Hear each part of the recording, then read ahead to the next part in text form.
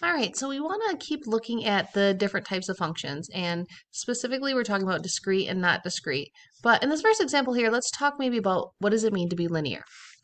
Well, to be linear, there needs to be a constant, right? So if we look at this example, we have the number of buses that are needed to transport a certain number of students. So if you look here, it says 35 students on one bus. 70 students, you need two buses, right? So we have this equation here. The number of buses equals the number of students divided by 35. X is the students, B is the number of buses. And you know what? Looks pretty linear to me, right?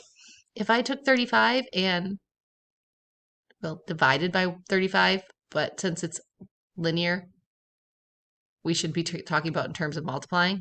So if I multiply by 1 over 35, same thing as dividing, I get 1. If I multiply 70 by 1 over 35, guess what? I get 2, because 70 divided by 35 is 2. So it seems legit. It seems like it should be linear. But then we have Alicia here who says, that function is not linear. Why? Why is this not linear? So notice that, and a lot of times in data we can, what they say, skew the data, right? Not that that's happening here, but this looks legit. It looks like there's a constant. But notice there's a whole bunch of different numbers missing here. So let's say I made a chart with the number of students and the number of buses. Okay, and I'm just going to throw some on here.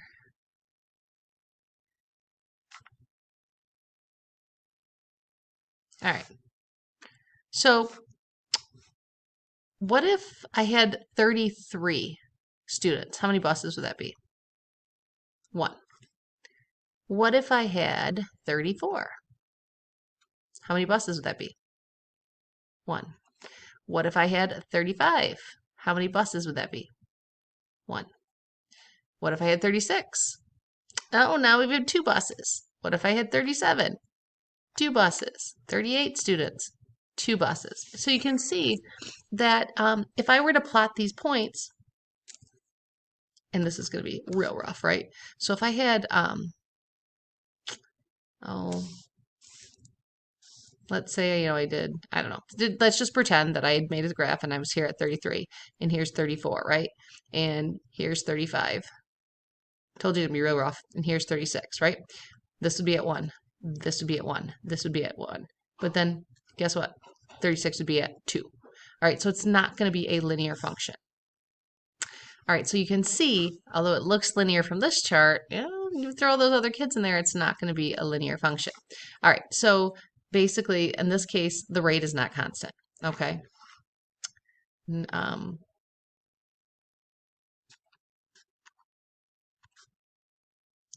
But when we talk about it in terms of discrete, well, 33 goes to 1, 34 goes to 1, 35 goes to 1.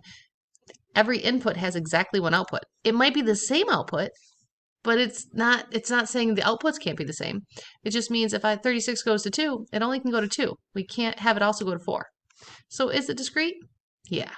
It's not linear, but remember we talked about that in one of the first videos, that functions do not have to be linear. Okay, they can be nonlinear. In this case, they can be discrete and nonlinear.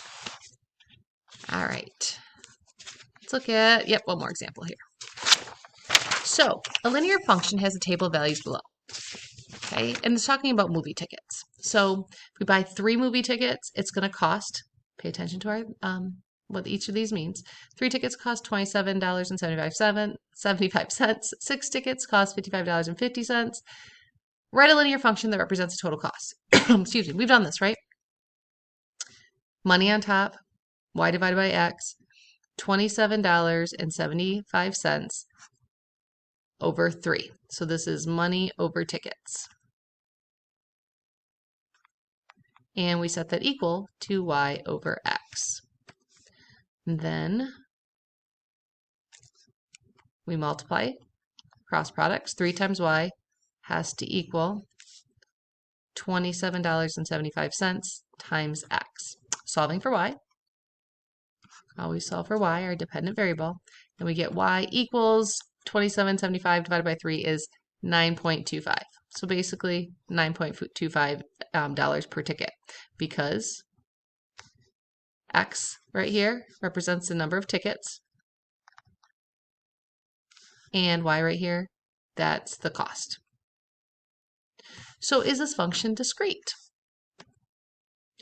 Well, here's a hint. I want you guys to focus on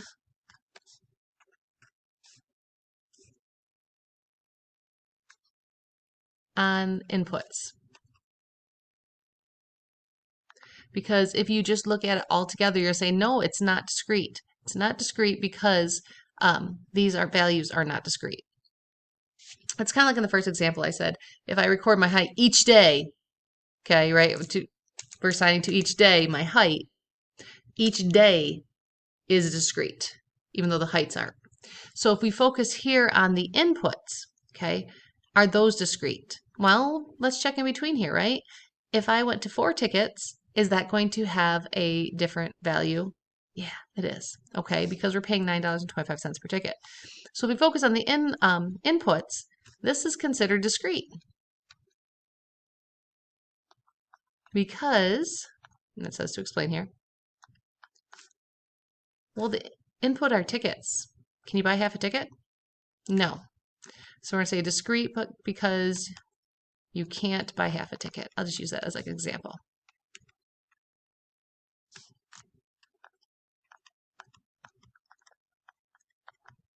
Okay. So when if it's asking about a function, I want you right here, focus on the inputs. All right. So what number does the function assign to 4? Well, remember, that means x is 4. Okay. So what does that mean? Well, right here is our equation, right? We're going to take our equation and we're going to buy 4 tickets. $9.25 times 4, the number of tickets. So that means y has to equal 37. $9.25 times 4 is 37. So what does that mean? Well, it means 4 tickets will cost $37. Guys, 37. Sorry. This is a problem we've done before, right? But now we're thinking of it in terms of being a function, okay? And in this case, this would be a linear function. It would be a linear and a discrete function, okay? So the big focus on this lesson is still practicing writing functions, still practicing using those functions to solve like we did here, but also understanding what it means to be discrete. And when we talk about being discrete, focus on the inputs.